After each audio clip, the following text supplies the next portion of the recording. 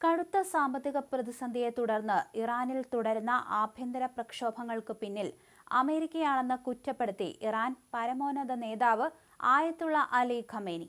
അഹങ്കാരത്തോടെ ലോകത്തെ വിധിക്കുന്ന ഡൊണാൾഡ് ട്രംപിന്റെ തകർച്ച ഉടൻ ഉണ്ടാകുമെന്നും ഖമേനി മുന്നറിയിപ്പ് നൽകി. കഴിഞ്ഞ രണ്ടാഴ്ചയായി ഇറാനിൽ തുടരുന്ന സംഘർഷങ്ങൾക്കിടയിലാണ് ട്രംപിനെ നേരിട്ട് ലക്ഷ്യം വെച്ചുള്ള ഖമേനിയുടെ പ്രസംഗം പുറത്തുവരുന്നത്. ഇറാനിൽ വൻ പ്രതിഷേധം ഇരമ്പവെയാണ് ഖമേനിയുടെ രംഗപ്രവേശവും. ചരിത്രത്തിലെ അഹങ്കാരികളായ ഭരണാധികാരികളായ ഫറവോയെയും നിമ്രോദിനെയും ഇറാനിലെ പഴയ രാജാവ് മുഹമ്മദ് റസ പഹലവിയെയും പോലെ ട്രംപും തകർന്നു വീഴുമെന്ന് ഖമേനി പറഞ്ഞു. അധികാരത്തിന്റെ കൊടുമുടിയിൽ നിൽക്കുമ്പോഴാണ് ഇത്തരം സ്വേച്ഛാധിപതികൾക്ക് പതനം സംഭവിക്കാറുള്ളതെന്നും അദ്ദേഹം ഓർമ്മിപ്പിച്ചു. ഇറാനിൽ നടക്കുന്ന ആക്രമണങ്ങൾക്കും നാശനഷ്ടങ്ങൾക്കും പിന്നിൽ അമേരിക്കയാണെന്ന് അദ്ദേഹം ആരോപിച്ചു. രാജ്യത്തെ കെട്ടിടങ്ങൾ നശിപ്പിക്കുന്നവർ ട്രംപിനെ പ്രീണിപ്പിക്കാനാണ് ഇത് ചെയ്യുന്നതെന്നും സ്വന്തം രാജ്യം ഭരിക്കാൻ അറിയാത്തവനാണ് ട്രംപെന്നും ഖമേനി പരിഹസിച്ചു. സാബോട്ടേഴ്സിനെ കണ്ട് രാജ്യം പിന്നോട്ട് പോകില്ലെന്നും വിദേശികൾക്ക് വേണ്ടി പ്രവർത്തിക്കുന്ന കൂലിപ്പടയാളികളെ ഇറാന്റെ മണ്ണ് തിരസ്കരിക്കുമെന്നും അദ്ദേഹം വ്യക്തമാക്കി. പ്രതിഷേധക്കാർക്ക് നേരെ ഇറാൻ സൈന്യം വെടിയുതിർത്താൽ അമേരിക്ക കടുത്ത സൈനിക നടപടി സ്വീകരിക്കുമെന്ന് ഡൊണാൾഡ് ട്രംപ് കഴിഞ്ഞ ദിവസം മുന്നറിയിപ്പ് നൽകിയിരുന്നു.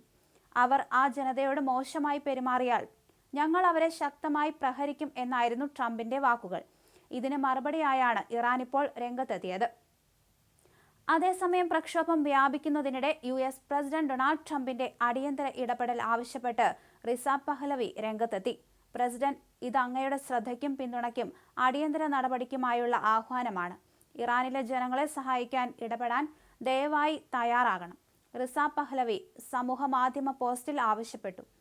1979 ഇസ്ലാമിക വിപ്ലവത്തിൽ അധികാരം നഷ്ടപ്പെട്ട ഷാ ഭരണാധികാരിയായ മുഹമ്മദ് റിസ പഹലവിയുടെ മകനാണ് റിസ പഹലവി. ഇസ്ലാമിക വിപ്ലവത്തെ തുടർന്ന് ഇറാനിൽ നിന്ന് പലായനം ചെയ്ത റിസ പഹലവി ഇപ്പോൾ US-ലാണ് താമസിക്കുന്നത്.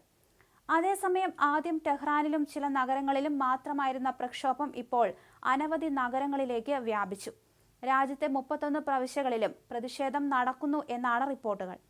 ജനകീയ പ്രക്ഷോഭം ആളിക്കത്തുന്നതിനിടെ രാജ്യത്തൊട്ടാകെ ഇന്റർനെറ്റ് നിരോധിച്ചു. പ്രക്ഷോഭത്തിൽ കൊല്ലപ്പെട്ടവരുടെ എണ്ണം 62 റിപ്പോർട്ടുകളുണ്ട്.